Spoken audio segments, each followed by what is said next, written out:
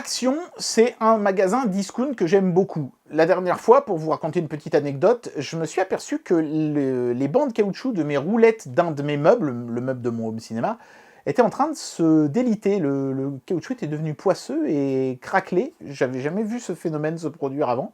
Mais il fallait changer les roues des meubles. Et la vache, c'est pas des grosses roues, elles sont comme ça, quoi.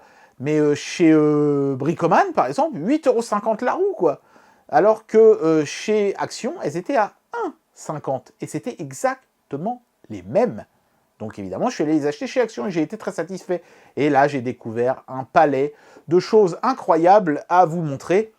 Et au milieu de toutes les merdouilles du rayon qui étaient dans leurs emballages et tout, j'ai trouvé cette chose étrange qui n'était emballée dans rien du tout. Je me suis même demandé si c'était pas un gamin qui avait perdu son jouet, qui n'avait rien à voir avec le magasin.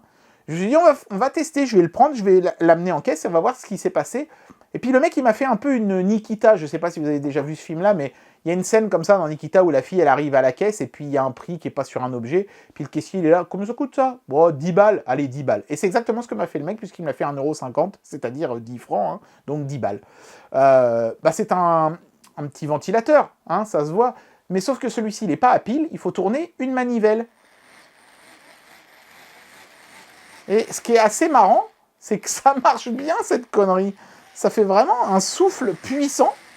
Il doit y avoir toute une mécanique pour démultiplier la force à l'intérieur, là, pour que le ratio d'engrenage soit à l'avantage de l'hélice. Parce que, regardez, à peine je fais un petit quart de tour ici en bas, que l'hélice, elle a déjà fait 3 ou 4 tours complets. C'est pas mal, hein.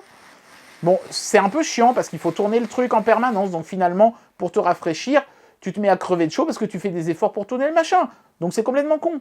Mais je trouvais l'objet rigolo, plutôt coloré. Et la façon dont le gars me l'a vendu à la caisse, c'était quand même un petit peu en mode oh, de toute façon, qu'est-ce qu'on s'en fout, allez, 1,50, hein, ça vaut pas plus. Je confirme, ça vaut pas plus. C'est tout pour aujourd'hui.